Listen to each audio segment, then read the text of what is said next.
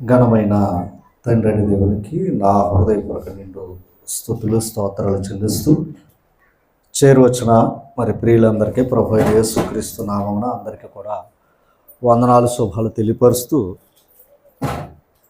ప్రార్థన చేసుకుని వాక్య పరిచయలకు మన వెళ్దాం. ప్రార్థన.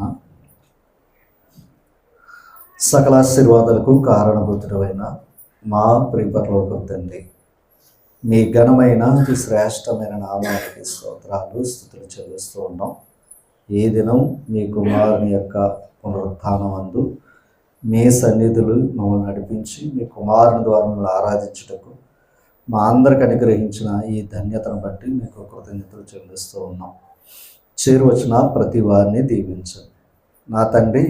ఈ గ్రంథంలో మీ యొక్క మాటలు మా కొరకు ఏవైతే సిద్ధపరిచారో తండ్రి, ఆ మాటలను నేర్చుకునే కృపను అనుగ్రహించి మమ్మల్ని అందరినీ కూడా మీ మనసును మీ కుమారుడి మనసును కలిగి ఉండడానికి సహాయమును దయచేయమని యేసుక్రీస్తు వారి అతి శ్రేష్టమైన నామమున ప్రార్థించి వేడుకొనుచున్నాం మా ప్రియ పరలోక తండ్రి. ప్రభు నామన అందరికీ ప్రత్యేక వందనాలు. మరి దేవుని యొక్క కృపలో మరి గతించిన కాలం అంతా దేవుడు మనలను మన కుటుంబాన్ని మరి కాపాడి మరలా ఆయన సన్నిధికి మనల్ని నడిపించినందుకు ముందుగా ఆయనకి మన హృదయపూర్వక స్తోత్రాలు చెల్లిస్తూ మరి ఈరోజు దేవుని యొక్క వర్తమానాలని మనం నేర్చుకోవటానికి మన మనసులను సిద్ధపరచుకుని కొన్ని మాటలు ఈ గ్రంథం ద్వారా మనం నేర్చుకుంటాం. మొదటి కొరింథీ పత్రిక 2వ అధ్యాయము 16వ వచనాన్ని మనం చదువుకుని ఈ వాక్య భాగానికి ఈ పాఠానికి మనం ముందుకు వెళ్దాం. 2వ అధ్యాయము 16వ వచనం. ప్రభు మనస్సును ఎరిగి ఆయనకు బోధింపగలవాడు ఎవడు అన్నాడు. అయ్యా, మనమైతే క్రీస్తు మనస్సు కలిగిన వారము అన్నాడు. ఇక్కడ మనమైతే క్రీస్తు మనస్సు కలిగిన వారము అన్నాడు. అయ్యా, ప్రభు మనస్సును ఎరిగి ఆయనకు బోధింపగలవాడు ఎవడు అన్నాడు. అంటే ప్రభుకి మనస్సు ఉంది, క్రీస్తుకు కలిగిన మనసు మనము కూడా కలిగి ఉన్నాం. అంటే ఇక్కడ రెండు మనసులు మనకు కనపడుతున్నాయి. ఒకటి ప్రభువుకున్న మనసు, రెండవది మనమైతే క్రీస్తు మనసు కలిగిన వారము అన్నాడు. ఓకేనా? ఇప్పుడు మనం ఎవరి మనసును సంపాదించుకున్నామని చెప్తున్నాడు ఇక్కడ. ఆ క్రీస్తుకున్న మనసును మనం సంపాదించుకున్నాం అని ఈ మాట చెప్తూ ఉన్నాడు. ఈ మనసు అనేది చాలా ప్రాముఖ్యమైనది. ఎంత ప్రాముఖ్యమైంది అంటే సామెతల గ్రంథంలోనే ఆ మాట చెప్తూ ఉంటాడు. సామెతల గ్రంథంలో 25వ అధ్యాయంలో 28వ వచనాన్ని మనం చదివితే అక్కడ చెప్తాడు మనసు గురించి అని. ప్రాకారము లేక పాడైన పురము ఎంతో. పురం అంటే గ్రామం, ఏమో ఒక ప్రాంతం. ఏది లేకపోతే పాడైపోద్ది? ప్రాకారం అంటే గోడ ఉండాలి. ఏమో ఆ పురం ఎంతో తన మనస్సును అణుచుకొనలేని వాడును. అంతే. అంటే తన మనసును ఏం చేసుకోవాలి? అణుచుకోవడం అంటే గోడ కట్టుకోవాలి. ఒక ప్రాకారం, ఒక పురానికే ఒక ప్రాకారం ఎలాగైతే భద్రతో, ఓకేనా, ఒక పురానికి ఒక గ్రామానికి ఒక ప్రాకారం ఒక గోడ ఎలాగైతే ఒక సెక్యూరిటీ ఇస్తుందో, అలాగే మన మనసుకు మనం ఏం చేసుకోవాలి? అంతే తప్ప ఇంకొకరు కట్టరు అది. అందుకు మనసును పాడు చేసుకున్నా మనమే, మనసును బాగు చేసుకున్నా మనమే. అందుకు మనసు మన చేతుల్లోనే ఉంది. మనసు మన చేతుల్లోనే ఉంది. ఇది గుర్తుపెట్టుకో. నా మనసు నా చేతుల్లో లేదు అంటారు, అది అజ్ఞానం. మన మనసు మన చేతుల్లో ఉంది, కానీ ఏం చేసుకోవాలంటున్నాడు అక్కడ? అణుచుకోవాలి అదనమాట. ఎప్పుడైతే దాన్ని మనం కంట్రోల్ చేసుకోలేదు అది ఏమైపోద్ది? అది ఏమవుతుందో అప్పుడు మన మాట వినకుండా దాని మాట మనం వినవలసి వస్తుంది. ఓకేనా తల్లి? మరొక్కసారి వచ్చిన చదువు చెప్తాను మీకు. ప్రాకారము లేక పాడైన పురము ఎంతో తన మనస్సును అణుచుకొనలేని వాడు కూడా అంతే. అంటే ఇప్పుడు తన మనసును ఏం చేసుకోవాలి? అణుచుకోవాలి. అందుకు 131 కీర్తనలో ఓ మాట చెప్తాడు ఆయన. 131 కీర్తన మొదటికి వచ్చి చదువుకోండి. యెహోవా నా హృదయము, అంటే హృదయానికి కూడా ఏముంటుంది? మనసుకు కూడా అహంకారం ఉంటుంది, మనస్సు కూడా గర్వం ఉంటుంది. అమ్మ మనసు కూడా ఏముంటుంది? గర్వం ఉంటుంది. హృదయానికి గర్వం ఉంది, మనసుకు కూడా ఏముంది? గర్వం ఉంది. మనసు వేరు, హృదయం వేరు. మరలా మనసు వేరు, హృదయం వేరు. రెండు కనిపించని మాటలే, కనిపించని దృశ్యాలేవి. మనసు కనపడదు, హృదయం కనపడదు. కానీ మనసు ఆలోచించేది, హృదయం ఆలోచించే పనులైతే ఖచ్చితంగా కనబడుతుంది. ఓకేనా? ఇప్పుడు ఆ మాట ఏమంటున్నాడు? యెహోవా నా హృదయము అహంకారము గలది కాదు, నా కన్నులు మీదు చూచినవి కావు, నాకు అందని వాటి ఎందైనను గొప్ప వాటి ఎందైనను నేను, అంటే దాని అర్థం ఏంటి? అదనమాట. కనిపించే ప్రతిదాన్ని కూడా మనం పరిగెట్టడం కూడా ప్రమాదం అని చెప్తున్నాడు ఆయన. మనం అందుకోలేని దాన్ని కూడా మనసు ఏం చేస్తుంది? పరిగెడుతుంది. అది అందుకే ఇందాక ఏం చేసుకోవాలి? అణుచుకోవాలంటున్నాడు. అమ్మా తర్వాత చదవదు. నేను నా ప్రాణమును, అదనమాట. అంటే నేను నా ప్రాణాన్ని ఏం చేసుకున్నాడో తర్వాత ఇంకో మాట ఉంటుంది చూడండి. అంటే ఇప్పుడు తన ప్రాణాన్ని లేదా తన మనస్సుని ఏం చేసుకుంటున్నాడు ఆయన? దాని అర్థం ఏంటి? అది మనకు తగినది కాదు అని ఏం చెప్పుకుంటుంది? మనకు మనమే చెప్పుకోవాలి. అమ్మ మనకు మనమే దాన్ని చెప్పుకోవాలి. ఇది మనకు తగినది కాదు, అందని వాటి యందు మనం ప్రయాస పడకూడదు. ఎందుకంటే మనసు ఏం చేస్తుంది? పరిగెడుతుంది. అది ఆ పరిగెట్టేటయ్యాడికి మనం ఏం చేసుకోవాలి? అణుచుకోవాలి. రెండవది గోడ కట్టేది. దానికి కట్టలేదనుకోండి ప్రమాదంలో పడతాం. అమ్మ అదే రోమపత్రిక 12:16 కూడా చదవండి. రోమపత్రిక 12:16 ఆ మాట కూడా చూడండి. చూడండి, ఏడ్చువారితో, ఏటంటే బాధపడేవారితో ఏమవ్వాలి? బాధపడాలి. తర్వాత ఒకడితో ఒకడు, అంటే ఒకరితో ఒకరు ఏం కలిగి ఉండాలి? దీని ఏక మనసు అంటాడు. ఒకరితో ఒకరు మనసు కలిగి ఉండుడి అన్నాడు. అంటే ఆ ఏక మనసు. ఓకేనా? అంటే బాధపడేవారితో మనం బాధ పంచుకోవాలి, సంతోషించే వారితో మనం సంతోషించుకోవాలి. అప్పుడు ఇది ఏక మనసు. ఎదుటివాడు బాధపడుతున్నప్పుడు మనం నవ్వేమనుకోండి, అది మనకు వ్యతిరేకమైన మనసు. ఓకేనా? తర్వాత మాట అదనమాట. హెచ్చువాటి యందు, ఓకేనా? ఇందాక చదువుకున్న విషయాలే. హెచ్చువాటి యందు ఏమి ఉంటుంది? మనసు ఉంటుంది. కానీ వాటి యందు మనసు ఉంచక తగ్గువాటి యందు, అదనమాట. అంటే ఎలాంటి విషయాల్లో ఆసక్తి కలిగి ఉండాలి? అది ఎప్పుడు కూడా మన జీవితాలు ఎప్పుడు బలహీన పడతాయా అంటే మనసును కంట్రోల్ చేసుకునేప్పుడే మన జీవితాలు దాన్ని ఏమంటారంటే చంద్రావందర అయిపోతాయి. ఓకేనా? అందుకని మనం ఒక నిర్ణయం తీసుకుంటున్నా సరే, ఒక ఆలోచన చేస్తున్నా సరే, ఖచ్చితంగా మనం కాని దాని గురించి పరిగెట్టావా పడిపోయే పరిస్థితులు మనకి ఉన్నాయి అని చెప్తున్నాడు ఆయన. అందుకు హెచ్చువాటి యందు దేని మీద మనసు ఉంచాలి? అదే ఎప్పుడైతే మనం తగ్గించుకునే మనసు, తగ్గువాటి ఉందనుకోండి, మనకు ప్రశాంతంగా నిద్ర పడుతుందంట. మనకు ప్రశాంతంగా నిద్ర పడుతుంది.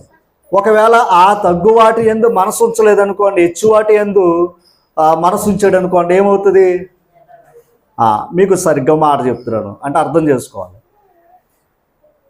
ఈ విశ్వంలో ప్రతి మనిషికి మనసు ఉంది, లేదంటారా? ప్రతి మనిషికి కూడా ఏముంది? మనసు ఉంది. మనసును బట్టి మనిషి ప్రవర్తిస్తాడు. అంతేనా? మనసును బట్టి మనిషి ప్రవర్తిస్తాడు ఏదైనా సరే. ఇప్పుడు అంటే హెచ్చువాటి యందైన మాట గురించి మాట్లాడితే, నేను ఎక్కడి నుంచి ఒక ఊరు వెళ్ళాలనుకుందా, పొడి మెండపేట వెళ్ళాలి అని అనుకుందా ఒకసారి. ఇప్పుడు నేను దానికి ఆటో మీద వెళ్ళొచ్చు, బస్సు మీద వెళ్ళొచ్చు, లేదా ఎవరొకరు బండి అడిగైనా వెళ్ళొచ్చు, వెళ్ళి రావచ్చు. ఓకేనా?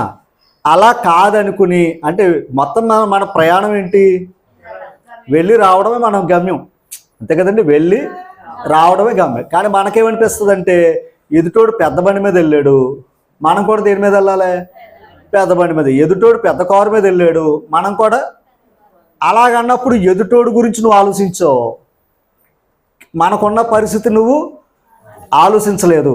ఆలోచించకుండా ఎప్పుడైతే నువ్వు స్టెప్ తీసుకున్నావు అనుకో, నీ ప్రయాణం వెళ్ళొచ్చేసావు ఎక్కడికే, మేనపేట. కానీ ఎవరి కోసం తీసుకున్నావు, ఇది పైవారి గురించి తీసుకున్నావు. పైవారి గురించి తీసుకున్న తర్వాత దాన్ని కట్టడానికి మనకు నిద్ర పట్టదు, అంతే కదా, దాన్ని కట్టడానికి మనకి నిద్ర పట్టదు. ఎందుకని, నువ్వు దేని యందు మనసు ఉంచితే నిద్ర అట్టేది, అంతే, అవునా. మనం హెచ్చు వాటి అందు వెళ్ళాం, కడక మనం మనసు ఏమైపోతుంది, వారితో పోటీ పడ్డాం, కడక ఏమవుతుందో తెలిసి ఇంటికి వచ్చాక కుదిరలేదు. ఇప్పుడు మనకు వచ్చిన మనసులో వచ్చిన చికాకు అన్నీ కూడా ఇంట్లో చూపించేస్తున్నాం. అందుకని మనం ఎప్పుడు కూడా హెచ్చు వాటి అందు ఏముంచుకోకూడదు, తగ్గు వాటి అందు ఏముంచాలి, మనసు ఉంచాలి. ఎందుకంటే అలా తగ్గించుకుని కొలది మన స్థాయిని దేవుడు పెంచుతాడు. నిన్ను అక్కడే ఉంచాలన్న కోరిక దేవుడికి ఎప్పుడు కూడా ఉండదు. ఎప్పుడైతే తను తాను తగ్గించుకుంటాడో అప్పుడు హెచ్చిస్తాడు. కానీ మనం ప్రతీదీ హెచ్చించు వాటి విషయంలో మనసు పెడితే అక్కడి నుంచి కిందకి పడిపోయే పరిస్థితులు మనకి ఉన్నాయి. ఒకసారి ఎక్కడికయ్యా అంటే ద్వితీయోపదేశకాండం 4వ అధ్యాయము, ద్వితీయోపదేశకాండం 4వ అధ్యాయం తీసారా,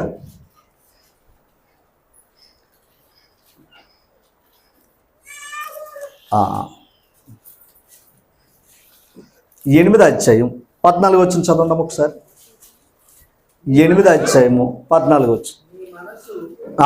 నీ మనసు మదించి దాసుల గృహమైన ఐగుప్తు దేశములోను నిన్ను రప్పించిన, అంటే నీ మనసులో ఏమొచ్చేస్తుంది అన్నాడో, మదించి అంటే గర్వం, ఓకేనా. ఎందుకంటే మన మనస్సే మనల్ని ఎందులోకి నడిపించేస్తుంది, గర్వంలోకి నడిపించేస్తుంది. ఎందుకు గర్వంలోకి నడిపిస్తుందయ్యా అంటే ఒక మాట చూపిస్తాను చూడండి, అక్కడ 11వ వచనం.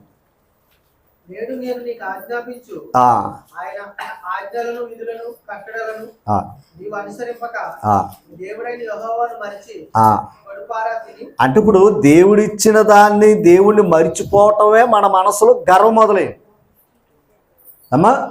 దేవుడిచ్చిన దాన్ని అది మనం పొందుకుని మళ్ళీ ఎవరిని స్తుతించాలి, దేవుడు స్తుతించాలి, ఇచ్చినోడు ఆయన. అప్పుడు ఇచ్చిన వాడిని మనం మర్చిపోనుకోండి, ఆటోమేటిక్గా మనం ఆల్రెడీ మన మనసులో ఏమైపోతుంది, గర్వం వచ్చేస్తుంది.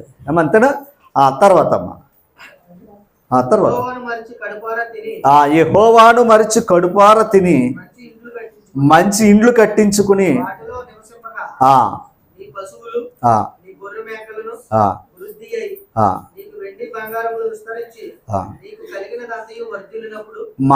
మనిషి ఎప్పుడు గర్వంలో పడతాడయ్యా అంటే మనం వర్ధిల్లినప్పుడు. ఏం చెబుతున్నావు అక్కడ చెప్పాడు, నీ మనస్సును మదించి అనే మాట ఎప్పుడు వాడాడు, మనం వర్ధిల్లిన తర్వాత మనకు వచ్చేది ఏంటి, అదనమాట గర్వం. గుర్తుపెట్టుకోండి, మనం వర్ధిల్లినప్పుడు ఖచ్చితంగా మనకు వచ్చేది ఏంటయ్యా అంటే ఆటోమేటిక్గా గర్వం వస్తుంది. అప్పుడు కూడా మనం ఏం చెయ్యాలి, అదంతా ఇచ్చిన వాడి వైపుకి మన మనసు తిప్పుకోవాలి. అదంతా ఎవరైతే ఇచ్చారో ఆయన వైపుకి మన మనసు ఏం చేసుకోవాలి, త్రిప్పాలి. అలా త్రిప్పలేదనుకోండి, దినవృత్తాంతాల గ్రంథం 26వ అధ్యాయము, 2వ దినవృత్తాంతాల గ్రంథం 26వ అధ్యాయం 380వ పేజీ అమ్మా, 380వ పేజీ 26వ అధ్యాయము. ఇక్కడ ఉజ్జియా అనే ఒక రాజు ఉంటాడు. 5వ వచనం చదవండమ్మా. దేవుని ప్రత్యక్షత విషయమందు తెలివి కలిగిన జకరియా దినములలో అతడు దేవుణ్ణి ఆశ్రయించను, అంటే దేవుణ్ణి ఏం చేస్తాడంట, ఆశ్రయించను. తర్వాత అతడు యెహోవాను ఆశ్రయించినంత కాలము, అంటే దేవుని ఆశ్రయించినంత కాలం దేవుడు ఏం చేస్తాడు, ఆశీర్వదిస్తాడు. ఎందుకంటే దేవుడిని ఆశ్రయించాం కనుక మనల్ని ఆయన ఏం చేశాడు, వర్ధిలింపజేశాడు. ఆ వర్ధిల్లటం మనం ఎప్పుడైతే జరుగుతుందో ఆయన మర్చిపోకూడదు. ఎవరినే, ఇప్పుడు 16వ వచనం. 16వ వచనం. అయితే ఎవరో ఎప్పుడు స్థిరపడతాం? అన్ని ఇచ్చిన తర్వాత ఆటోమేటిక్గా మనం ఏమవుతాం? స్థిరపడతాం. అతడు స్థిరపడి అదనమాట. స్థిరపడిన తర్వాత ఏమయ్యాడు? ఆల్రెడీ ద్వితీయోపదేశకాండలో చెప్పాడు ఆయన, నువ్వు స్థిరపడిన తర్వాత నువ్వు మళ్ళీ ఏమవుతావు అన్నాడు? గర్వంతో ఉంటావేమో, జాగ్రత్త అని చెప్పాడు ఆయన. ఆల్రెడీ ఇక్కడ రాజు ఏమయ్యాడు? గర్వించాడు తర్వాత. అదనమాట. అంటే ఇప్పుడు ఒక్కటే, ఎవడో మనం చెరపక్కర్లా, మన మనసే మనల్ని చెరిపేస్తుంది. ఓకేనా? నన్ను వారు పాడు చేశారు, వీరు పాడు చేశారని అనక్కర్లా, మన మనసే మనల్ని ఏం చేస్తుంది? అదనమాట. అందుకే తన మనస్సును ఆనుకునివాడు పాడైపోతాడని మాట ఉంటుంది. తన మనస్సును ఆనుకునివాడు పాడైపోతాడు.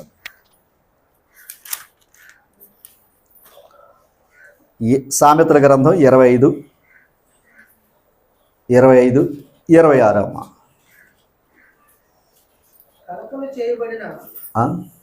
28:26 తన మనస్సును నమ్ముకునివాడు. అదనమాట. అర్థమైందా మీకు? తన మనస్సును నమ్ముకున్నవాడు ఏమైపోతాడు అంటే, తన మనసు ఎప్పుడు బుద్ధిహీనుడైపోతాడు. ఇదంతా ఆ పదం వచ్చేస్తుంది. ఎవరిది కాదని వచ్చేస్తుంది? దేవుడిచ్చాడు అన్నది కాదన్నది మర్చిపోతాం. చూసారా? అప్పుడు ఇది నాది అని తన మనసుతో ఏం చెప్పుకుంటాడో. ఎందుకంటే ధనవంతుడు చెప్పుకున్న మాట అదే, నా ప్రాణమా. ఓకేనా? ఇలా ఎప్పుడైతే అంటే మనం ఎప్పుడు కూడా దేవుడు స్థిరపరిచిన తర్వాత మన మనసులు కూడా స్థిరపరచుకోవాలి. ఓకేనమ్మా? మన మనసులు కూడా స్థిరపరచుకోవాలి. ఎందుకంటే మనస్సు అస్థిరమైనది. అది కష్టంలో ఉంటే ఒకలాగా ఉంటుంది, కష్టాలు పోతే ఒకలాగా ఉంటుంది. ఏది? మనసే.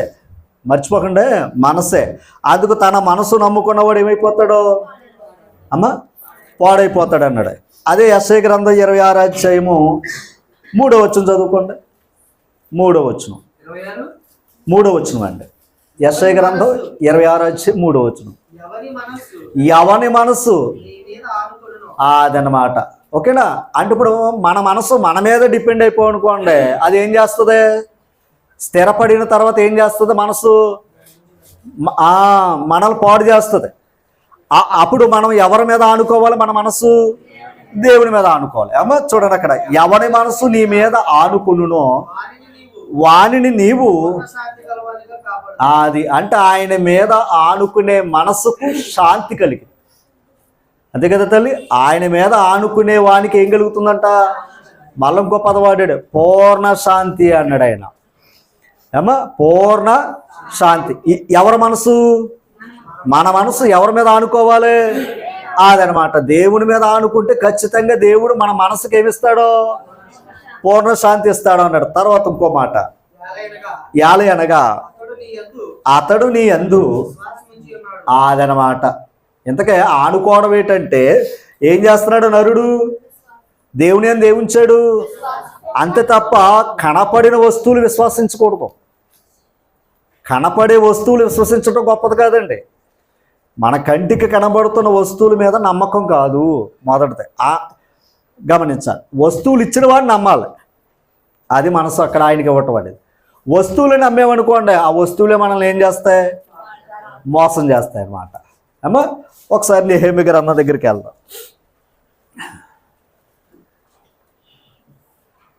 9:7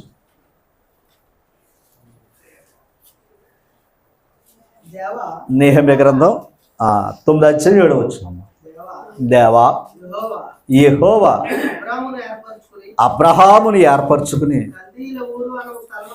ఆ కల్దీలు ఊరు అను స్థలము నుండి. ఎవరి గురించి మాట్లాడుతున్నాడు ఇప్పుడు?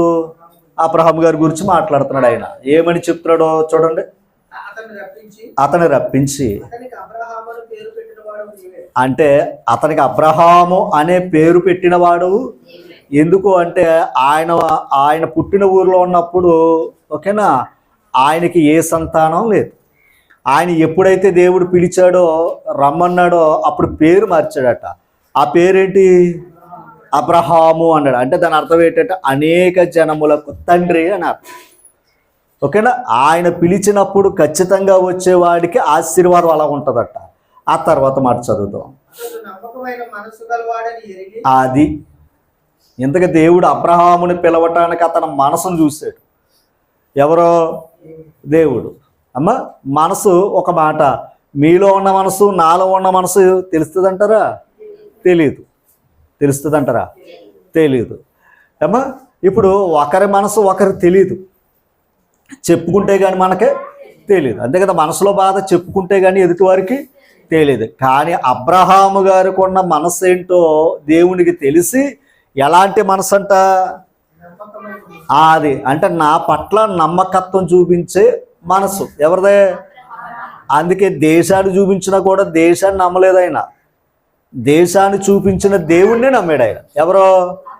అబ్రహాము. ఇప్పుడు ఆ అబ్రహాముకున్న మనసు, ఓకేనా, ఆ బిడ్డను దీవించింది.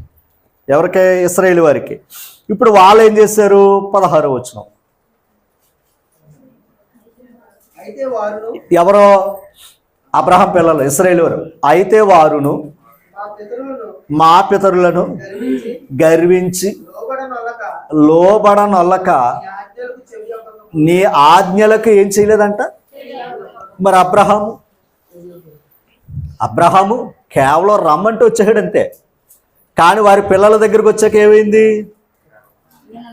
అదన్నమాట. ఇప్పుడు ఒక మాట, మనం కాదు, తర్వాత మన పిల్లలు కూడా దేవుని మాట వినేలాగా, దేవుని దగ్గర పెంచేలాగా మనం ప్రయత్నాలు చేయాలి. ఏమో, ఓకేనా? ఇప్పుడు దేవునికి కావాల్సింది ఏంటి? నమ్మకమైన మనసు ఎవరికి ఉందో వారు కావాలి, అంతేనా? అంతేగాని ఆయన మర్చిపోయే మనసు ఉందనుకోండి, ఆయనకు అక్కర్లా. ఏమంతేనా అమ్మ? అది చెప్తున్నాడు. ఇలా చూడండి తర్వాత. అయితే వారును మా పితరులు గర్వించి లోబడనలక నీ ఆజ్ఞలు చెవియొగ్గక, తర్వాత వారు విధేయులగుటకు మనసు లేనివారే తమ మధ్య నీవు చేసిన అద్భుతములు జ్ఞాపకములను చేసుకొనక, అంటే ఏం చేసుకున్నారు చివరికే? అమ్మ, తమ మనస్సునే కఠినపరిచేసుకున్నారట. ఏం వినకూడదని? అమ్మ, ఏం వినకూడదని? దేవుని మాటలు వినకూడదని తమ మనస్సులోనే కఠినపరుచుకున్నారట.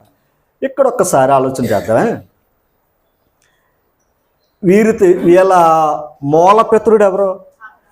ఆయనకేముంది? మనసు ఉంది. వీళ్ళకేముంది? ఇంతకే వారు మనిషే, ఈయన మనిషే. అంతేనా? అబ్రహాము మనిషే, ఇశ్రాయేలు వారు మనిషే, అంతేనా కదంటారా? అబ్రహాము గారికి మనసు ఉంది, ఇశ్రాయేలు వారికి కూడా మనసు ఉంది. కానీ అబ్రహాముకున్న మనసు వీళ్ళకున్న మనసు తేడా ఏంటి? ఆయనకి మా దేవుని మాట వినే మనసు, దేవుని మీద నమ్మకం ఉన్న మనసు, అంతేనా తల్లి? రైట్. కానీ వీళ్ళ మనసు ఎలాగుంది? అసలు దేవుని మాట వినకూడదు అనే మనసు వీళ్ళకి, అంతేనా?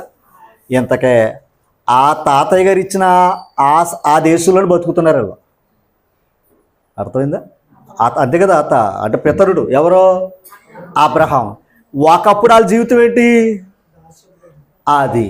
ఇంతకే అంత భాగ్యం రావడానికి కారణం ఏంటయ్యా అంటే, మా దేవుడు మా పితరుడి దగ్గర చేసిన వాగ్దానం. ఆ వాగ్దానం ఏంటయ్యా అంటే, నా పితరుడైనా అబ్రహాముకున్న మనసును బట్టి మేము ఇక్కడికి వచ్చి పడ్డాం.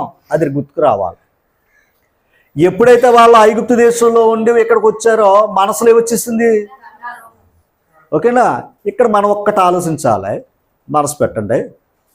దేవుని దగ్గరికి రావాలన్నా మన మనసే, దేవుని మాటలు వినకుండా ఉండాలన్నా మన మనసే.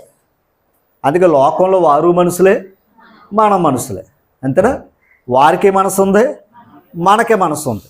గుర్తుపెట్టుకోండి. ఇప్పుడు దేవునికి ఏ మనసు చూస్తాడో? ఆయన మాట వినేవారే కావాలి. కానీ ప్రజలు ఎలాగున్నారు? ఇర్మియా గ్రంథం 6వ అధ్యాయము. ఇర్మియా గ్రంథం 6వ అధ్యాయం త్వరగా.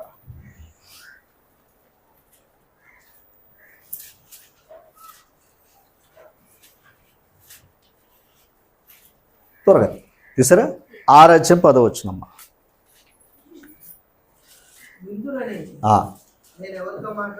చూసారా? ఎవరికి సాక్ష్యం ఇచ్చేదను, అర్థమైందా? అంటే వినడానికి ఏం చేసుకోవాలి? మొదటగా మనసుని ఏం చేసుకోవాలి? సిద్ధపరచుకోవాలి. అంటే మనం ఇక్కడికి రావాలన్నా ముందు ఎవరితో చెప్పుకోవాలి? మన మనసుతో చెప్పుకోవాలి. అందుకే మనసు ఉంటే మార్గం ఉంటుంది. అంతేనా? మనసు ఉంటే మార్గం ఉంటుంది. ఎక్కడికి? దేవుని మాటలు. అంతే కదా తల్లి? మన మనసు ఉందనుకోండి, లూదియా వ్యాపారం చేస్తున్న మనసు ఎక్కడుంది? అంతేనమ్మా?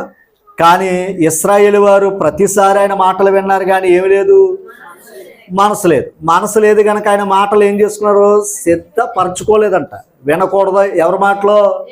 దేవుని మాట. ఇప్పుడు దేవుని ఎరగిన వాడు దేవుని మాట వినలేదంటే ఒకటి, కానీ దేవుని ఎరిగిన వారే దేవుని మాట వినలేదు అంటే ఇంకెలాగా? అంటే దేవుని ఎరిగిన వారే దేవుని మాట వినలేదంటే వారి మనసులు ఏం చేసుకోలేదు? సిద్ధపరచుకోలేదు. అంటే ముందుగా దేవుని మాటలు వినాలని మన మనసును ఏం చేసుకోవాలి? అదనమాట. ముందు మన మనస్సుకి చెప్పుకోవాలి. అందుకే లోకంలో హెచ్చువాటి ఎందుకు చూసినప్పుడు ఏం చేసుకున్నారు? వారి మనసుకే తగ్గించుకున్నారు. ఒరే బాబు అది మనకు తగినది కాదు. అవునా కదంటారా? మనకు కనపడేది. ఎందుకంటే ఒకటే జ్ఞానుడి యొక్క మనసు అంటే నమ్మకమైన మనసు కలిగిన వాడు జ్ఞానాన్ని వెతుకుతాడట. మంచి మనసు కలిగిన వాడు జ్ఞానాన్ని వెతుకుతాడు అంటాడు సామెతల గ్రంథాలు. ఇప్పుడు కొందరు అప్పటి వరకు ఆలోచిస్తారు, కానీ కొందరు ఇది నేను చేస్తే దీనివల్ల వచ్చే నష్టం ఏంటో ఆలోచిస్తారు. అమ్మా ఇప్పుడు నేను చేస్తానికి ఏదన్నా పని మనసు చెప్పినట్టు నేను చేశాను అనుకోండి, దీనివల్ల నాకు ప్లస్ ఏంటి మైనస్ ఏంటి? అంతేనా? ప్లస్ ఏంటి మైనస్. ఇప్పుడు జ్ఞానవంతుడే దీనివల్ల ఎక్కువ మైనస్ ఉందనుకోండి, దానికి దూరంగా ఉంటాడు. ప్లస్ ఉందనుకోండి, ఖచ్చితంగా ఏం చేస్తాడు? ముందుకెళ్తాడు. ఏమా అట్లాగే ఇక్కడ చూస్తే అసలు ఇలా మనసులే దేవుని మాట వినకుండా ఏం చేసుకున్నారో? కఠినపరిచేసుకున్నారట. ఇంకా కఠినపరుచుకున్నప్పుడు ఏం చేయగలం? ఓకేనా? కఠినపరుచుకున్న వారి దగ్గర మనం ఏం చెప్పగలం? చెప్పలేమండి. ఓకేనా? అదే చెప్తారు చూడండి, వారు వినుటకు తమ మనస్సును సిద్ధపరచుకున్నారు గనుక, అంతే, వారు వినలేక పోయిరి. తర్వాత చూడండి, ఇదిగో వారు యెహోవా వాక్యమందు సంతోషము లేని వారే. ఎంత చూసారా? అంటే వాక్యమందు ఏమి లేదు, సంతోషం లేదు. వాక్యమందు సంతోషం లేదంట. వాక్యమందు సంతోషం లేకుండా వాక్యాన్ని ఏం చేసుకుంటున్నారట? సరే, ఈ పండగ అంతా మనం చూసాం, వాతావరణం అంతా చూసాం. ఎంత డబ్బు ఖర్చు పెట్టారో సంతోషానికి మనం ఫేస్బుక్లో గట్రా చూస్తున్నాం. ఎంత డబ్బు అంటే కోట్ల రూపాయలే అండి. కోట్ల రూపాయలు ఏం చేశారు ఈ పండగ అంతా? ఇంకా మన సోదరుడు అన్నాడు, అలాగే వెళ్తా చూసాడట, 12 లక్షలు పోగొట్టుకున్నాడట. దేంట్లోనూ? గుండాట్లో 12 లక్షలు అలా ఇచ్చేసి వెళ్ళిపోయాడంట. 12 లక్షలు ఉందంటే ఒక సామాన్యుడి కుటుంబం బతికేద్ది. అంటే ఇప్పుడు 12 లక్షలు అతను ఏంటంటే అమ్మా సరదా, అదే సంతోషం. పోగొట్టుకోవడం సంతోషం. ఇదే విచిత్రమో. ఎవడైనా సంపాదిస్తే అది దాని మీద ఏముంటుంది? సంతోషం ఉంటుంది. పోగొట్టుకున్న దాని మీద ఏముంది? సంతోషం. అలా 12 లక్షలు అలా పోగొట్టుకుని వెళ్ళిపోతున్నాడు కారుకి చెప్పాడు. సరే, ఇక నేను అనేది ఏంటంటే అతనే కాదు, అతను కనపడదు ఒకరు కాదు. ఇప్పుడు ఎంతమంది ఇప్పుడు ఈ వారం అంతా చూసామంటే ఆ సంతోషం కోసం ఎక్కడి నుంచో వచ్చారు, వాళ్ళ కష్టపడ్డదంతా కూడా అక్కడ వదిలేసి వెళ్ళిపోతారు. నేను ఆలోచించింది ఏంటంటే ఇవన్నీ కూడా నిజంగా పోగొట్టుకోవడమే సంతోషం అనుకున్నారు వాళ్ళు. అంతే కదండి? నిజంగా పోగొట్టుకుంటే బాధ రావాలి, కానీ వాళ్ళ సంతోషంలో పోగొట్టుకోవడం కూడా సంతోషం ఎంచుకున్నారంటే వాళ్ళ సామాన్యులేమి. వాళ్ళ మనసు ఎంత గట్టిది, వాళ్ళ మనసుకి ఎంత గట్టిది. మనకు కానీ అక్కడ పొరపాటున 100కి ఎత్తే 1000 వచ్చిందంటే మొత్తం అక్కడ ఉన్న వాళ్ళు అందరికీ చెప్పేసుకుంటాం. ఏది అంటే నేను అక్కడికి వెళ్ళమని కాదు ఇక్కడ ఉద్దేశం. అంటే లాభం వస్తే సంతోషం వేరు, పోగొట్టుకున్న సంతోషం వేరు అన్నాడు. సరే, దీని విషయం ఏంటో నేను మరలా వివరిస్తాను కొంచెం. అంటే వాక్యమందు వారికి ఏం లేదంట, సంతోషం లేదు. ఏమంతేనా? వాక్యమంది ఏం లేదు. సరే, సత్యమైనది ఎలాగుందంటమ్మా? సత్యమైనది బహుదూరముగా బహులోతుగా ఉందంట. ఏది? సత్యమైనది. సత్యమే వాక్యం కదా ఏమా? సత్యమే బహుదూరముగా బహులోతుగా ఉందంట. ఏది? సత్యం. యెజ్రా గ్రంథం ఒకసారి తీద్దాం. యెజ్రా గ్రంథం ఒకసారి తీద్దాం. మొదటి అధ్యాయం.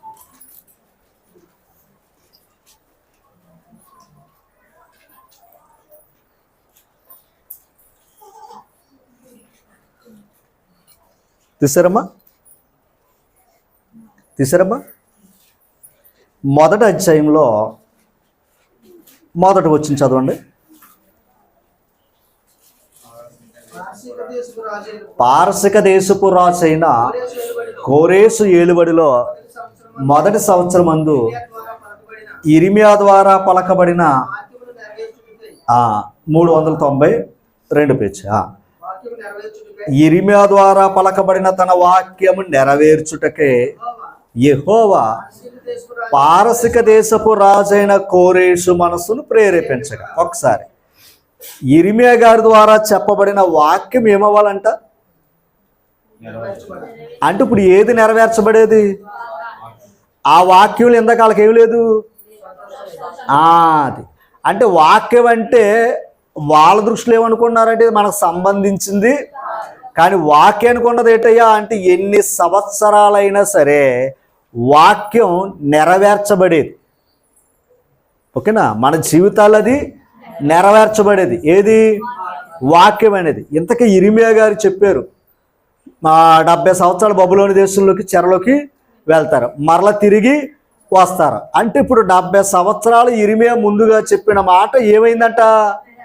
ఎలా నెరవేర్చబడ్డదయ్యా అంటే దేవుడు కోరేషు రాజు అయినా ఓకేనా కోరేషు రాజు గారిని ఏం చేశాడంటే మనసును ప్రేరేపించాడట. అమ్మ ఓకేనా? మనసును ప్రేరేపించాడట.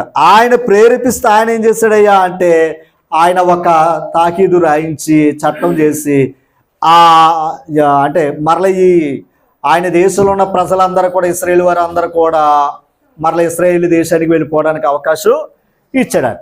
అంటే ఇప్పుడు అతను మనసును ప్రేరేపించింది ఎవరు? దేవుడు. అంటే మనసును ప్రేరేపిస్తే గానీ ఆయన నోటలోంచి కూడా దేవుడి మాట జరగదు. అంతే కదా? ఇప్పుడు 5వ వచనం అమ్మ. అప్పుడు యోధా పెద్దలను, బెన్యామీనులను పెద్దలను, యాజకులను, లేవీలను అండర్లైన్ చేయకండి అమ్మా. ఎవరెవరి మనస్సును దేవుడు ప్రేరేపించునో వారందరూ వారితో కూడుకుని వచ్చి యెరూషలేము నుండి యెహోవా మందిరమును కట్టుటకు ప్రయాణమయ్యారు. అండర్లైన్ చేయండి. అంటే ఇప్పుడు దేవుడేమో కోరేషు మనసును ప్రేరేపించాడు.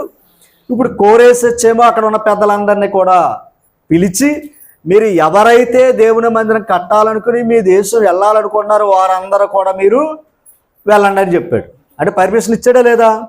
ఇచ్చాడు. అక్కడ మాట వాడాడు, ఎవరెవరి మనసును దేవుడు ప్రేరేపించునో. ఎవరెవరి మనసును దేవుడు అని అన్నాడు. ఎవరు ప్రేరేపించిన వారందరూ కూడా వెళ్ళండి. వెళ్ళి ఏం చెయ్యాలి? దేవుని మందిరాన్ని కట్టాలి అన్నాడు. ఓకేనా? అలా కట్టమన్నప్పుడు 7వ అధ్యాయం.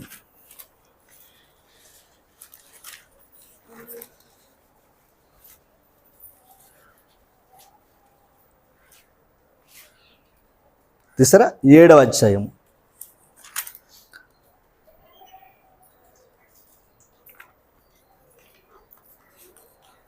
9వ వచనం చదవండి. మొదటి దినమందు అతడు బబులోను దేశం నుండి బయలుదేరి తన దేవుని కరుణా హస్తము తనకు తోడుగా ఉన్నందున 5వ నెల మొదటి దినమున యెరూషలేములో చేరి. ఎన్నో నెలలు ప్రారంభించాడంట ఆయన?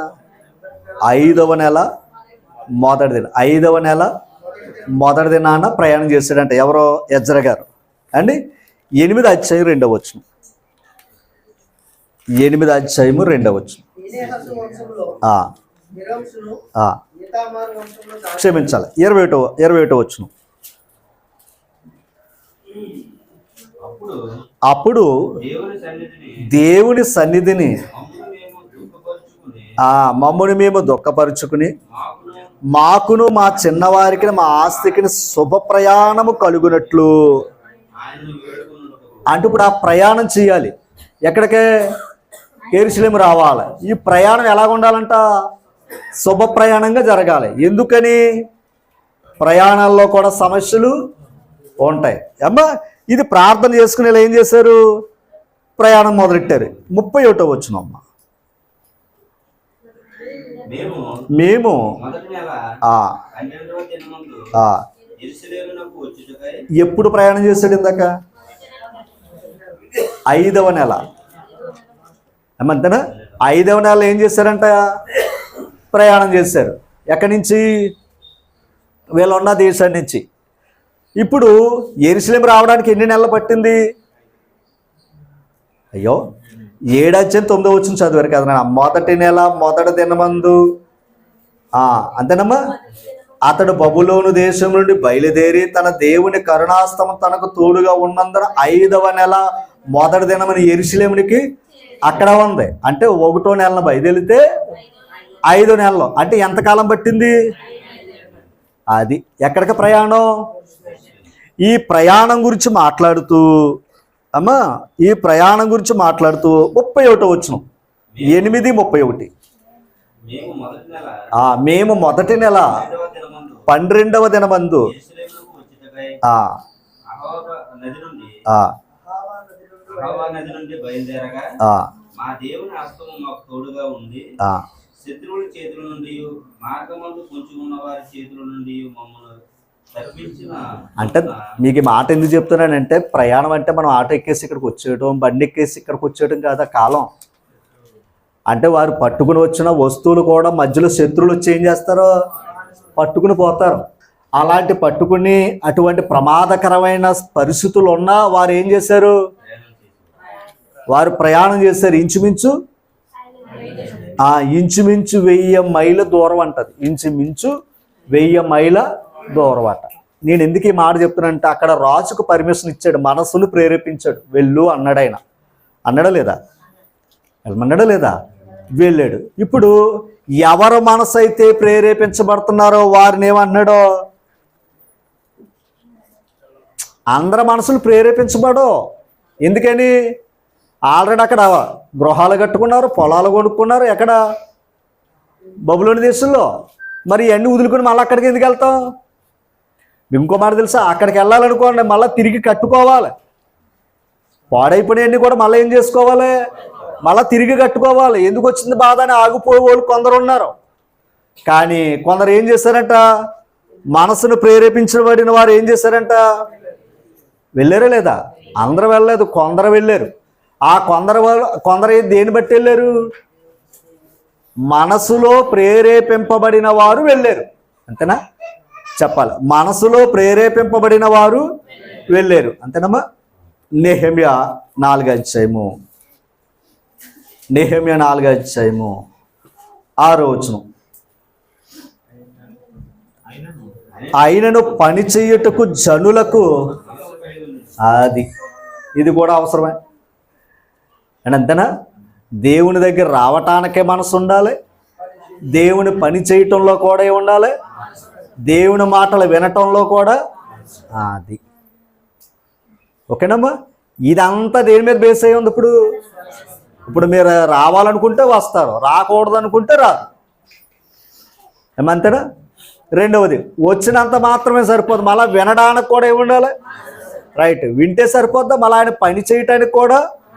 ఇదంతా దేని మీద ఆధారపడి ఉంది? అంతే. అందుకే మనసు ఉంటే ఏముంది? ఒకవేళ అదే మనసుని ఏం పెట్టుకోవచ్చు? నేను వినకూడదంటే కఠినంగా పరిచేసుకోవచ్చు. అందుకే లోకల మాట కఠినపరుచుకున్నదాన్ని ఏమంటారు? మొండువాడు అనే పదం వాడతాడు. అంటే రాజు కంటే ఎవరు గొప్పవాడు అంటే దాని అర్థం ఏంటి? ఎవరిని లెక్క చేయను. ఒక్కటే దేవుణ్ణి లెక్క చేయనప్పుడు ఈ రోజులు ఎంత? ఇప్పుడు ఇశ్రాయేలు వారు ఏమైపోయారు? వారి మనసులు ఏమైపోయినాయి? కఠినములు అయినాయి అన్నాడు మాట. ఓకేనా. ఇప్పుడు దేవుడు ఏటయ్యా అంటే ఆ కఠినమైన మనసులు మార్చుకుని నా వైపు తిరగండిరా బాబు అంటున్నాడు ఆయనది. అమ్మా ఆ మనసులను మార్చుకుని దేవుని వైపుకి తిరగండిరా బాబు అంటున్నాడు ఆయన. ఓకేనా. ఎందాక అనుకున్న సత్యమైనది దూరముగాను లోతుగా ఉంది. ఇప్పుడు ఆ సత్యం ఎక్కడ? దేవుని సన్నిధి. అందుకే వీళ్ళ పరాయి దేశంలో ఉన్న మళ్ళీ అక్కడ సత్యం దగ్గరికి అనగా దేవుడు కోరుకున్న స్థలం దగ్గరికి వెళ్ళారా లేదా? దూరమని ఆగిపోయారా? చెప్పాలి. కానీ చాలామందికి ఎలాగుంది? చాలా దూరం. ఏది మనకెంత దూరం? మనకెంత దూరం అండి? మరి వాళ్ళు చేసిన భక్తి ఎక్కడ? మనం చేసే భక్తి ఎక్కడ? సత్యం ఎక్కడుందా? ఎంత దూరమైనా మనం వెళ్ళవలసిన బాధ్యత మనది ఉంది. ఎందుకంటే వాక్యమే సత్యం. ఆ వాక్యమే ఎన్ని కాలాలనైనా జరిగిస్తుంది. అందుకే వాక్యం అంటే సంతోషంగా రావాలి. ఓకేనమ్మా. వాక్యం దగ్గరికి ఎలా ఉండాలి? సంతోషం. ఎందుకంటే జరిగించేది అదే. నా జీవితాల్లో, లోకంలో, ప్రపంచంలో జరిగేది ఏదన్నా ఉందంటే వాక్యమే. కానీ వాక్యం వినడానికి వారికి ఏమి లేదన్నాడు. ఎందుకంటే మనసు ఎక్కడుంది? లోకంలో ఉంది. దేవుని దగ్గర లేదన్నప్పుడు ఖచ్చితంగా ఎక్కడికి వెళ్ళిపోద్ది? అది. అందుకే మళ్ళీ చెప్తాను, నాకంటే ఎక్కువగా దేని మీద అయినా మనం మనసు పెట్టామనుకోండి, మన మనసు అక్కడే సరెండర్ అయిపోద్ది. కానీ దేని మీద ఉండదు. అప్పుడు మన మనసు ఏమైపోద్ది? కఠినపరిచేసుకుంటాం. అప్పుడు దేవునికి దూరం అవుతాం. మన మనసు కడక ఇందాక తన మనసును ఏం చేసుకోవాలి? మన మనసును ఏం అణుచుకోవాలి. అవసరమైతే గోడ కట్టుకోవాలి. మన మనసును గోడ కట్టేది ఏదైనా ఉందంటే ఇదే. ఏది? అది. ఎందుకని మనం లోకం చూస్తే మనసును లోకానికి ప్రేరేపించగలం. కానీ వాక్యం దగ్గరికి వచ్చాక ఏమంటున్నాడు ఆయన? ఇప్పుడు ఒకసారి చదువుతాం. ఏది? ఇప్పుడు వద్దు. ఏది? ఇందాక మొదటి కొరింథీ పత్రిక చదివామే, 6వ అధ్యాయము 6వ వచనం. మొదటి కొరింథీ పత్రిక 6వ అధ్యాయం 16వ వచనం కదా? కాదు, 2:16. చదవండి అమ్మా. ప్రభు మనస్సును ఎరిగి అదనమాట. ప్రభు మనస్సును ఎరిగి ఆయనకు, అంటే ఆయనకు కూడా ఏముందని మనసు ఉంది. అదనమాట. అంటే మనకున్న మనసు ఆయనకు కూడా ఉంది. ఉందా లేదంటారు? ఉంది. అంటే దేవునికే మనసు ఉంది, మనకే మనసు ఉంది. ఇప్పుడు మనం ఏ మనసు కలిగిన వారు? అక్కడ చెప్పాడు, మనం ఏ మనసు కలిగిన వారు? క్రీస్తు. ఓకే, క్రీస్తు మనసు కలిగిన వారు అన్నాడు. ఎంతగా క్రీస్తుకున్న మనసు ఏంటయ్యా అంటే 89వ కీర్తన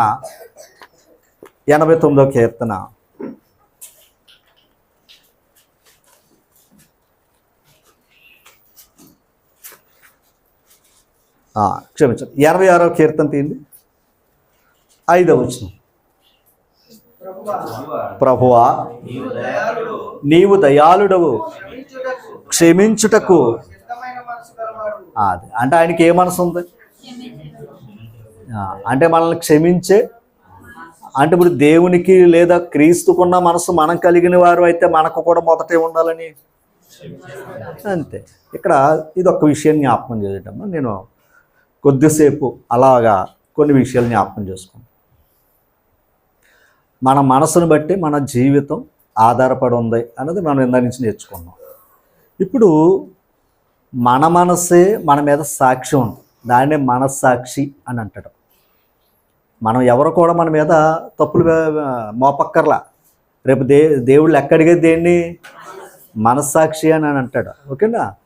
ఈ మనస్సాక్షి మన అందరికీ ఉంది. ఇప్పుడు లోకంలో ఉన్నప్పుడు మన మనసు వేరు.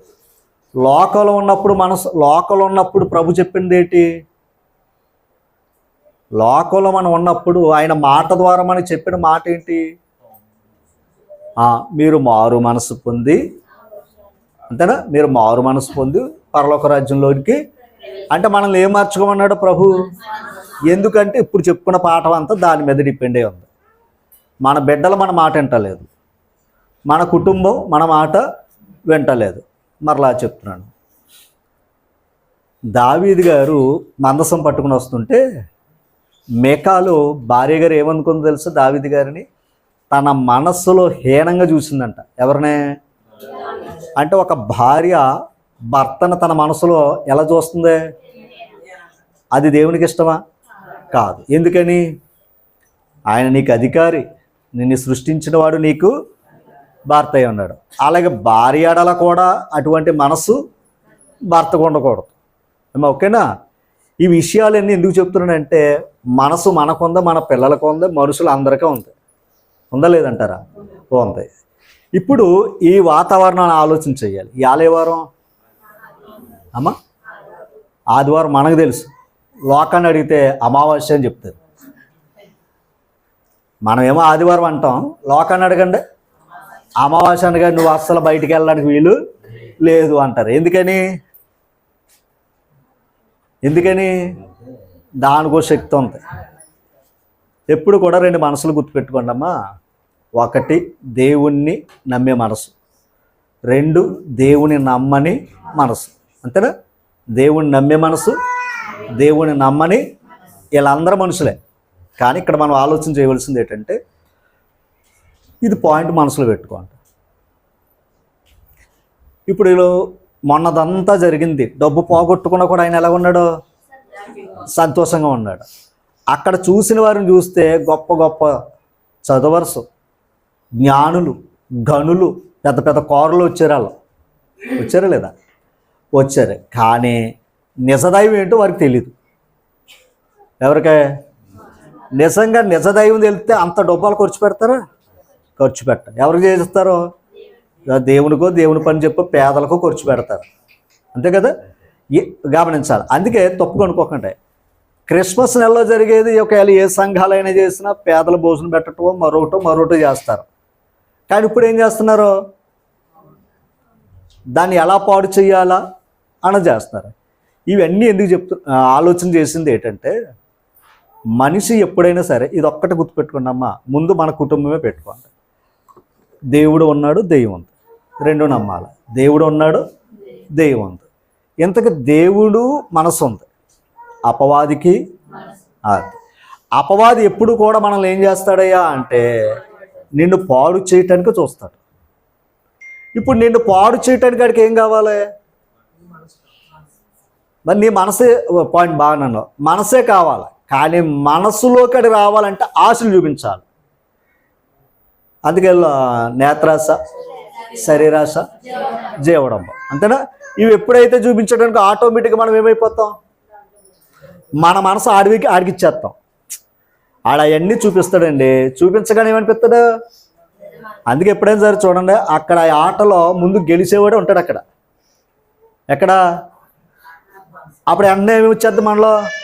మనం కూడా పెట్టేస్తే మనం కూడా సంవత్సరం కావాల్సినంత ఒక్కసారి సంపాదించేద్దామని ఏం చేస్తారో, ఏదోటి తగిలిద్దని ఏం చేస్తాడో అలా ఎర్రేస్తాడు.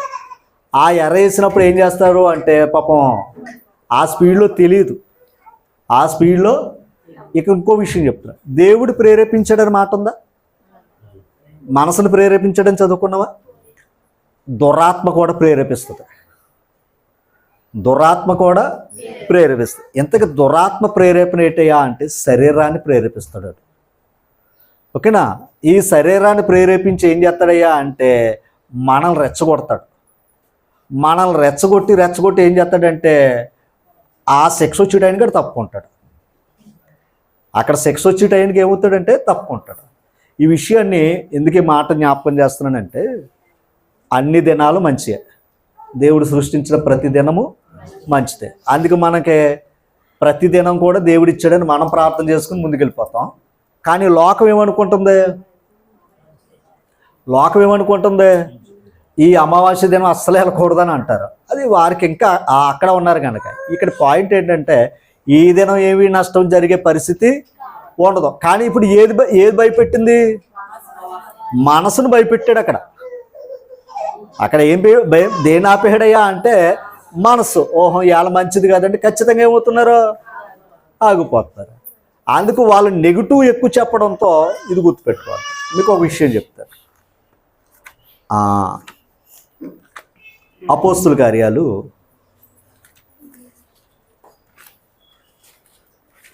14 22వ వచనం చదువున్నాం. శిష్యుల మనసులను శిష్యుల మనసులను దృఢపరిచి విశ్వాసమందు నిలకడగా ఉండవాలని అది అంటే శిష్యులకి ఏముందంట? ఎవరా శిష్యులు? క్రైస్తవులు. మన మనసులు ఏమవ్వాలంట?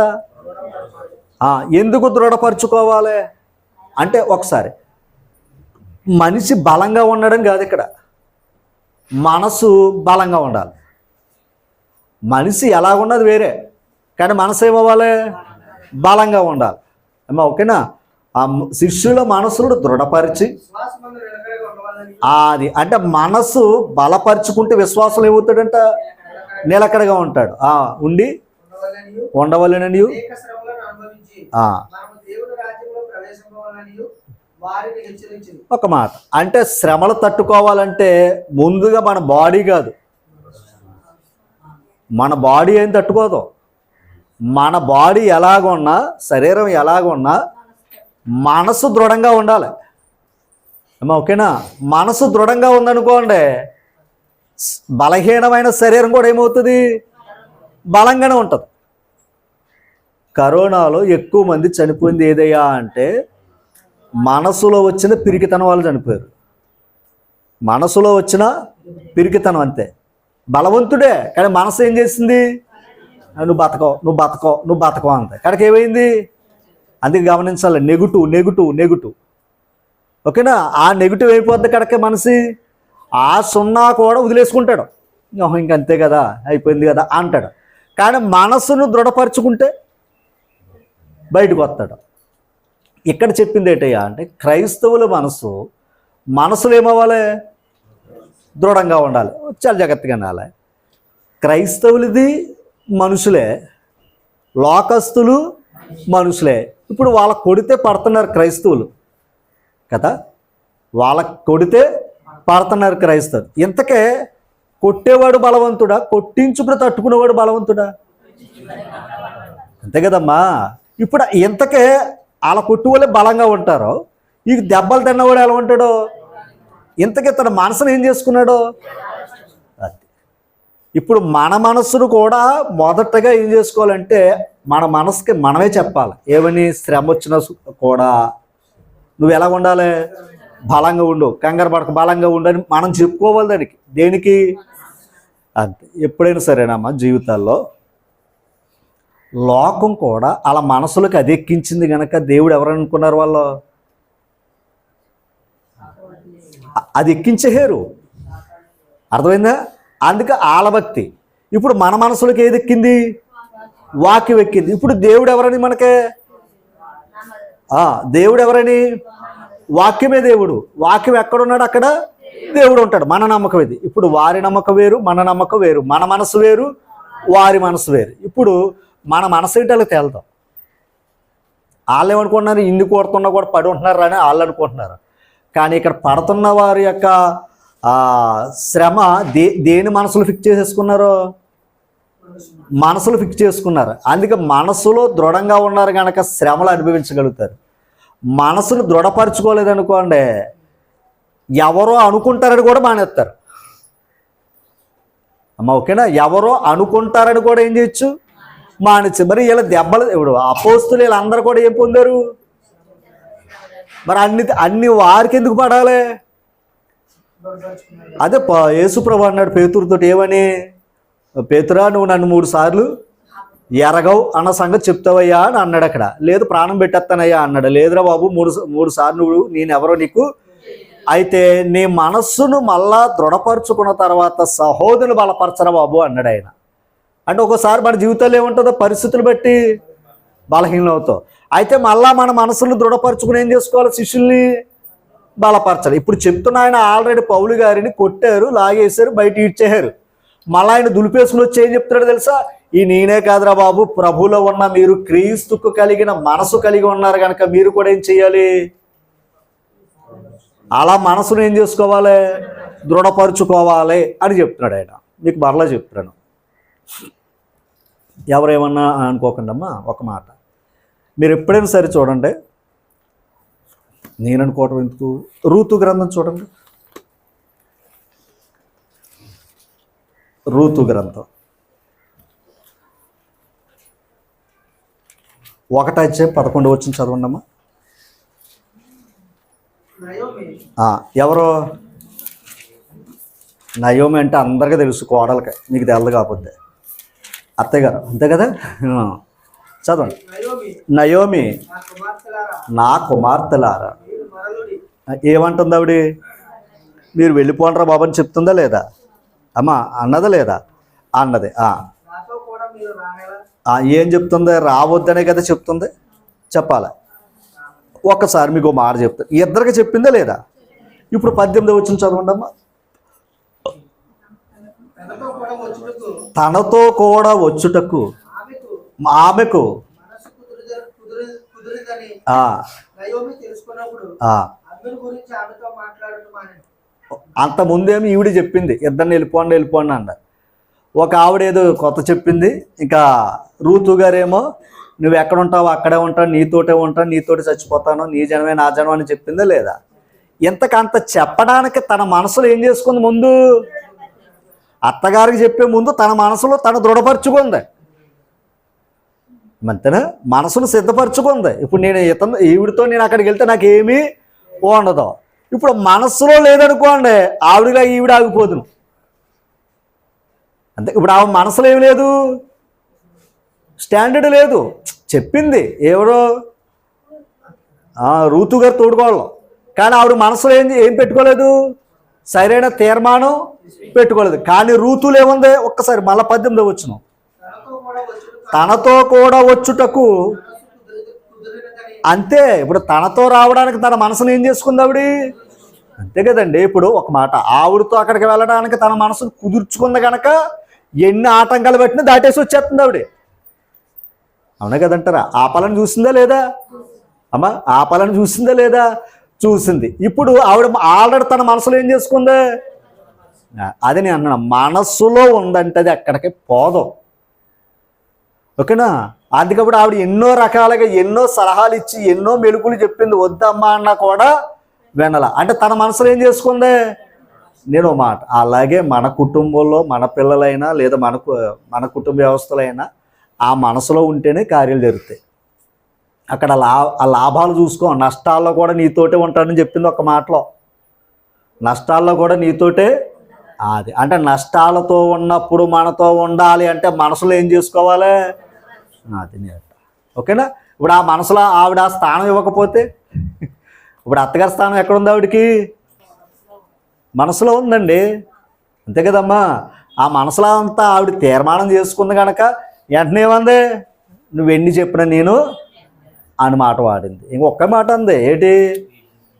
నీ జనమే నా జనం ఇవన్నీ చెప్పి ఆవిడ అన్న మాట ఏంటో తెలుసండి? నీవు మృతి పొందు చోటనే నేను మృతి పొందుదను 17 అక్కడే పాతి పెట్టబడదను, మరణము తప్ప మరి ఏదైనా నిన్ను నన్ను ప్రత్యేకించిన ఎడలా యెహోవా నాకు ఎంతైనా. అంటే మీకు ఏం పెట్టిందో తెలుసా లింకు? అమ్మా, మరణం తప్ప నిన్ను నన్ను ఏం చేయకూడదు.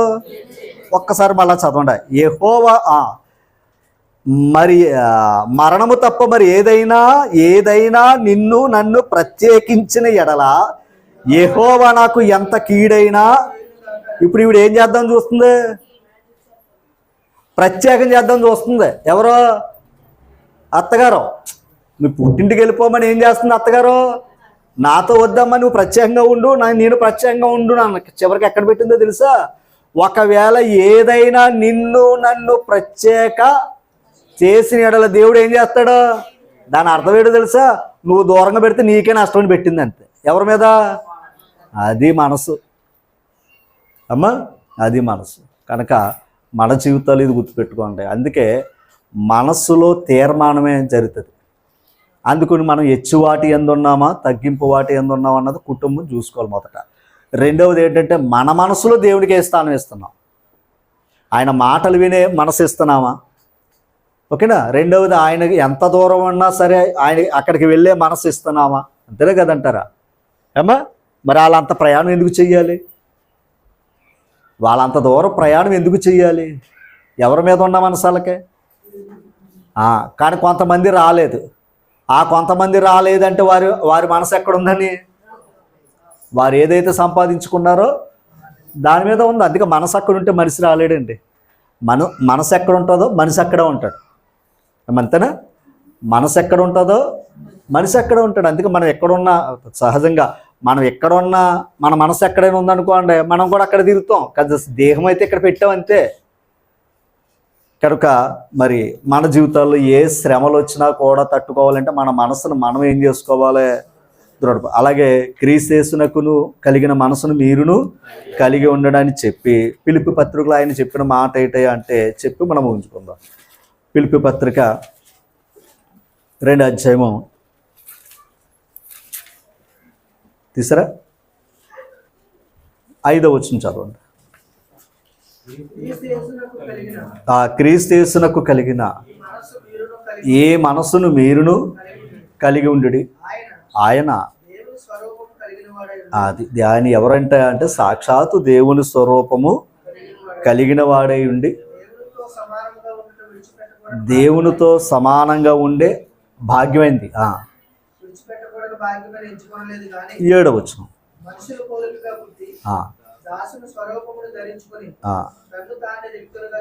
అంటే ఒక్క మాట చెప్పాలంటే పరలోకంలో కూర్చోవలసిన ఆయన ఇప్పుడు ఎక్కడికి వచ్చాడయ్యా అంటే ఆయన మనసు ఎక్కడికి వచ్చాడు? అక్కడ ఉన్నవాడు భూమి మీదకి వచ్చి ఒక మనుషుడిగా వచ్చి ఒక దాసుడిగా పనిచేసి సిలువ మరణానికి తన ప్రాణాన్ని పెట్టేసి వెళ్ళిపోయాడు. ఇప్పుడు క్రీస్తు యేసుకున్న మనసు ఏంటి? హెచ్చు వాటి యందు మనసా, తక్కువ వాటి యందు మనసా? ఒరు బాబు, నేను పరలోకంలో ఉన్నాను, నాకు ఏ గొడవ లేదనుకోలేదు ఆయన. కానీ భూమి మీద ఉన్న వారిని పరలోకాన్ని తీసుకుని రావాలి, అది తగ్గువాటి యందు ఉన్న మనసు. ఓకే, అలాగే మనం కూడా మన మనసు ఎక్కడ ఉండాలయ్యా అంటే హెచ్చువాటి యందు కాదు, తగ్గువాటి యందు మనసు ఉండాలి. అలాగే మన మనసు ఏంటయ్యా అంటే మనమే కాదు, మనకంటే స్థితి లేని వారు ఎంతోమంది లోకంలో ఉన్నారు. అలాంటి వారిని కూడా జ్ఞాపకం చేసుకోవాలి. మన భోజనం చేస్తున్నప్పుడు జ్ఞాపకం చేసుకోవాలి. ఎవరినే? లేని వారిని జ్ఞాపకం చేసుకుని ఏం చేయాలి? ఒకటి, వాళ్ళ కోసం ప్రార్థన చేయాలి, కలిగి ఉంటే పెట్టుకోవాలి. రెండవది ఏంటయ్యా అంటే వారికంటే నువ్వు ధన్యుడు, వారికంటే నువ్వు ధన్యుడు. కనుక దేవునికి ఆ మనసు ఇచ్చి ఆ మనసు ఉండాలి. ఇది లేని వాళ్ళు ఎంతమంది? లేకపోతే మనకి ఎలా ఉంటుంది మనసు? ఉన్నప్పుడు ఉన్న మనసు ఏంటి? ఇది నువ్వు ఇచ్చినందుకు నీకు స్తోత్రాలు. అప్పుడు నువ్వు మనం తింటున్న పదార్థం అది దేవునికి అప్పగించినప్పుడు మనం ఎలాంటి వారం కాము అంటే మన మనస్సును మదించిన వారము కాము. ఒకవేళ తప్పు అనుకోకుండా ప్రార్థన చేయకుండా కూడా భోజనం చేసే అలవాటు కూడా కొందరు బలహీనలకు ఉంటుంది. అలాంటి బలహీనత కూడా మంచిది కాదు. ఒకవేళ చేసామనుకోండి, ఎవరిని మర్చిపోయినట్లు లెక్క. మర్చిపోయామంటే దాని అర్థం ఏంటి? మన మనసుకి ఏమొచ్చిందండి? అది కనుక మనం ఆ భావం కాకుండా ఏది మర్చిపోయే మనసు, మర్చిపోయే స్థితిలో మనం వెళ్లకుండా జాగ్రత్తగా మన జీవితాల్ని కాపాడుకోండి. ఏమో చివరిగా చెప్తున్నాను, ఒక మంచి అయినా చెడైనా మనసులోనే ఉంటుంది. అందుకని దేవుని దగ్గర ఉన్నప్పుడు దేవుని వాక్యం ఉందనుకోండి, ఆయనకున్న మనసు కలిగే ఎదుటివారిని క్షమించటమైనా, ఓకేనా, ఎదుటివారి పట్ల ఒక ఆత్మను రక్షించటమైనా ఇది ఆయనకున్న మనసు. అంతేగాని మరలా చెప్తున్నా, నాకు నేనుంటే చాలు అనుకోవటం మంచి మనసు కాదు. అది దేవునికి ఇష్టమైనది. అంటే ఇప్పుడు క్రీస్తు యేసునికి కలిగిన మనసు ఏంటి? అతనికతనుగా అక్కడ ఉండాలని కోరుకోలేదు. ఆయన ఈ లోకానికి వచ్చి అనేకులను నీతిమంతులుగా చేయటానికి ఆయన తన ప్రాణాన్ని పెట్టాడు. అది ఆయనకున్న మనసు. మనము కూడా ప్రభు మనసు ఎరిగిన వారు. వాక్యం ద్వారా ఆయన మనసు ఏంటో మనకి అర్థమైంది. ఇప్పుడు మన మనసు మన ఇంట్లో వాళ్ళు తెలుస్తుంది, అంతే కదండి. మన మనసు మనం చేసే ప్రవర్తన బట్టి తెలుస్తుంది. చిన్నగా చెప్తున్నా, నేను ముగిస్తున్నాను, ఏమని కాదు, ఓకేనా. ఈ శరీరం వాక్యానికి ఇస్తే దేవుడు మన శరీరాన్ని కాపాడతాడు, మన కుటుంబాన్ని కాపాడతాడు, ఓకేనమ్మా. కనుక లోకమంతా కూడా మోసం, మాయ తప్ప మరొకటేవి కాదు, ఓకేనా. అందుకే అపవాదం ఉన్నాడా అంటే ఉన్నాడు అమ్మా. అపవాదం ఉన్నాడా అంటే ఉన్నాడు. దెయ్యాలు ఉన్నాయంటే ఉన్నాయని దైవ గ్రంథం చెప్తున్నాడు. ఎందుకంటే దెయ్యాల కంటే గొప్ప శక్తిమంతుడు ఎవరో? దేవుడు. అది మనకు రావాలి. అంతేగాని ఆదివారం అమావాస్య మరి చెట్టు మీద ఏదో ఉంటుందంటే అది నీ బలహీనత. మళ్ళీ జీవితంలో అటు వెళ్ళలేవు, జీవితంలో మళ్ళీ తిరిగి రాలేవు. ఇంకా ఒక విధంగా చెప్పాలంటే భయపడుతూ మన బ్రతుకులు బ్రతకాలి, ఓకేనా. మీకు మళ్ళీ చెప్తున్నానమ్మా, ఇంట్లోకి వస్తాం అంటే ఎవరైనా మాట మన మనసులోకి ఎక్కేసింది అనుకోండి, ఇంట్లోకి వెళ్తాం, పొరపాటున కరెంటు పోయింది, కిటికీ తలుపు అలా కదిలింది, ఇంకేమనుకుంటాం అంటే నీ కోసం పడిగట్టిన దెయ్యం వస్తుంది అనుకోకండి. ఆల్రెడీ దెయ్యం ఎప్పుడు కూడా దురాత్మల సమూహం. మళ్ళీ ఆదివారం అమావాస్య నాడు ఏమి రాదు. మీరు పోరాడునది దురాత్మల సమూహం. అంతేగాని చెట్టు మీద ఎక్కి మళ్ళీ తెల్లచీర కట్టుకుని ఏమీ ఏమీ కాదు. కానీ వాడు ఉన్నాడా అంటే ఉన్నాడు. కానీ వాడిని విచిత్రం ఏంటంటే మనసులో ఉన్న బలహీనత ఏంటయ్యా అంటే దెయ్యాన్ని ఏమో గొప్పగా చూపిస్తారు, దేవుణ్ణి ఏమో తక్కువగా చూపిస్తారు. అండ్ అంతేనా? దెయ్యాన్ని ఎలా చూపించారు? గొప్పగా అంటారు. ఆడికి ఏం లేదా, ఆ దెయ్యాలే దేవుని చూసి వణుకుతున్నాయి, భయపడుతున్నాయి. ఆ దేవుని పర్మిషన్ లేకుండా వాడు ఏ ఇంటిలోకి ఏ వ్యక్తి మీదకి వచ్చే అవకాశం లేదు. వాడెప్పుడు వస్తాడో, అపవాది ఎప్పుడు వస్తాడో, నువ్వు దేని మీద అయితే మనసు పెడతావో దాని మీదకి వచ్చినప్పుడు పంపుతాడు ఆయన. అయ్యో ఎచ్చువాటి ఎందుకు మనసు ఉందనుకోండి, ఏం చేస్తాడు?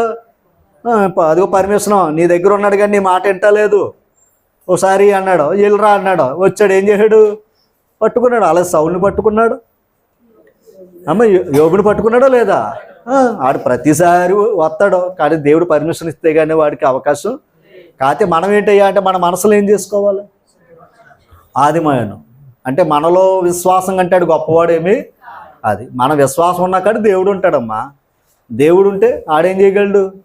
కాకపోతే మనుషుల యొక్క బలహీనతలు, మనుషు యొక్క అందుకే బలహీనమైన మనసు.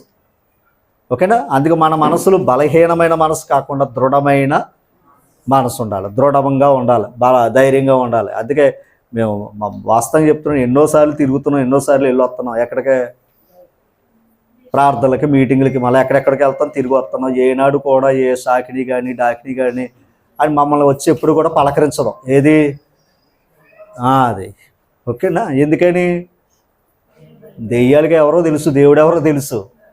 ఓకేనా? నువ్వు దేవుళ్ళో ఉంటే ఆడు పర్మిషన్ తీసుకుని రావాలి. ఎప్పుడు వస్తాడు? నీ మనసు దైవాన్ని మర్చిపోతే మనసు వస్తుందే, అప్పుడు వస్తాడు. అప్పుడు వచ్చి ఏం చేస్తాడు? నిన్ను పాడు చేస్తాడు. కనుక ఆడు రాకుండా నువ్వు పాడవకుండా ఉండాలంటే వాక్యం అనే శక్తిని మనం ఎల్లప్పుడూ ఉండాలి. మరలా చెప్తున్నాను సుమా, ఇంత వాక్యం చెప్పాను, ప్రకటించాను, విన్నారు, బాగానున్నారు. మళ్ళీ నేను పైకి వెళ్ళి మళ్ళీ మీకు చెప్పినట్టుగా కరెంటు పోయి కిటికీ తగిలింది అనుకోండి, నేనే వెంటనే శ్రీదేవి రమ్మ అన్నాను అనుకోండి, ఎవరు వచ్చారని? అప్పుడు నేను కూడా ఎవరినే మీ ముందు ధైర్యవంతుడిగా కనపరుచుకున్నాను, కానీ నేను కూడా ఎవరినే బలహీనున్నే. అంటే ఎవరికంటే ఇక్కడేమో దేవుడు గొప్పవాడు అన్నాను, మళ్ళీ బైబిల్ కూడా తల కింద పెట్టుకుంటున్నాను. కానీ నా విశ్వాసం ఏం చేసింది అంటే నన్ను బలహీనుణ్ణి చేసింది. అందుకని విశ్వాసంలో బలంగా ఉండాలి. అమ్మ ఈ లోకం అంతా మెయిన్ ఏంటంటే మనస్సు మీద బేస్ అయి ఉన్నారు అందరూ.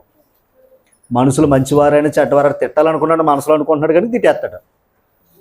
అంతే కదా? మనసులో ఏమనుకుంటున్నాడు? తిట్టాలనుకున్నాడు, తిట్టేస్తున్నాడు. మనసులో ప్రేమించాలనుకున్నాడు, ప్రేమించున్నాడు. ఎందుకు తేడా ఎక్కడ? మనసే. అందుకే ఒకరి మనసు దాని మీద ఉంటుంది. దేని మీద? ధనం సంపాదించాలని. ఇంకా అందుకే వాళ్ళకి రేత్రి పగలు ఏమనిపిస్తుంది? సంపాదిస్తుంది. కొందరికి ఏం సంపాదించాలనుకుంటారు? వాక్యం సంపాదించుకుంటాడు. ఎందుకంటే ధనం కంటే ఏది గొప్పదే? అంతే అమ్మ. కనుక అందుకే మన మనస్సు ఆలోచనలు ఇస్తుంది. ఆలోచన, మన మనసు అంటే ఆలోచన. ఇప్పుడు అది ప్రేరేపించబడుతుంది. ఇప్పుడు హృదయం అన్నాం కదా, హృదయం అంటే ఏది? హార్ట్ చూపిస్తారు చాలామంది. అయితే హృదయం అనగా గుండె. ఈ గుండె మనం కదలాలన్నా ఇవన్నీ చేయాలంటే రక్తం ప్రతి అవయవాలకు ఏం చేస్తుంది? పంపు చేస్తుంది. ఇది ఆలోచన, ఇది ఏం చేస్తుంది అంటే దారి చూపిస్తుంది. ఈ రెండూ లేకపోతే పని ఏమీ జరగదు. ఆలోచించింది క్రియ చెయ్యాలి. క్రియ చెయ్యాలంటే బ్లడ్ ఏమవ్వాలి? సర్కిల్ ప్రతి అవయవం. అందుకే చెయ్యి కొట్టాలన్నా ఇది మళ్ళీ దానికి ఏం చెయ్యాలి? కొట్టాలన్నా ఈ చెయ్యే, లేదురా భుజం తట్టాలన్నా ఈ చెయ్యే, నోటితో వాళ్ళని గౌరవించాలన్నా ఆ నోరే, వారిని తిట్టాలన్నా అదే, మంచిగా చూడాలన్నా ఆ కొన్నే, చెడుగా చూడాలన్నా అంతే. అంటే ఆ మనసును బట్టి మనం ఏమైపోతున్నాం? మారుతున్నాం. ఓకేనా? కనుక దేవుని కృపలో ఓకేనా మన మనసులను జాగ్రత్తగా మనం దృఢపరుచుకుని ముందుకి సాగుతాం. ఓకేనా? మనసులో ఏముండకూడదు? గర్వం ఉండకూడదు. ఏమో దేవుని మర్చిపోతున్నావా అంటే అదే గర్వం. ఆయన మాటలు వినలేకపోతున్నావా అంటే అదే గర్వం. ఓకేనా? అందుకే ఆయన సన్నిధికి రావాలి. మనసు ఉంటే కదా రాగలరు. ఉంది కనుక వచ్చారా లేదా అలా. తర్వాత వచ్చి ఆయన మాటలు విన్నారా లేదా? విన్నారు. తర్వాత ఆయన పని చేయటం ఎందుకు కూడా వాళ్ళకి ఏముంది? అందుకే ఆయన పని అనగానే వెతుక్కునే వాళ్ళు కొంతమంది ఉంటారు. ఒక్కొక్కరు పని చెప్తే ఏం చేసుకుంటారో పట్టించుకోరు. ఇప్పుడు ఇంతకు పని చేయలేదంటే దాని అర్థం ఏంటి? మనసులో లేదు. అంతే కదమ్మా. ఇప్పుడు మనసులో లేదనుకోండి, మనం ఎంత చెప్పినా కూడా పని చేయరు. ఓకేనా? కనుక అలాగా కాకుండా ఆయన చెప్పినట్లుగా ఉండి మన మనసులోని మన జీవితాలను కాపాడుకుందాం, మన కుటుంబాన్ని దేవుని సన్నిధిలో కాపాడుకుందాం. ఎందుకంటే కాలేబు యెహోషువకు మంచి మనసు ఉంది కనుక కానాను దేశానికి వచ్చారు. ఫైనల్గా నేను చెప్పేది మాట ఏంటంటే ఆ మంచి మనసు మనలో ఉంటేనే పరలోకం వెళ్తాం. లేదు దేవుని మర్చిపోయే మనసు ఉన్నా, లేదా కఠిన మనసు, కపట మనసు ఇవన్నీ ఉంటాయి. ఇలాంటి మనసులన్నీ ఉన్నాయనుకోండి, ఎక్కడెక్కడ తిరిగి ఎక్కడ వదిలేస్తాం ఏది?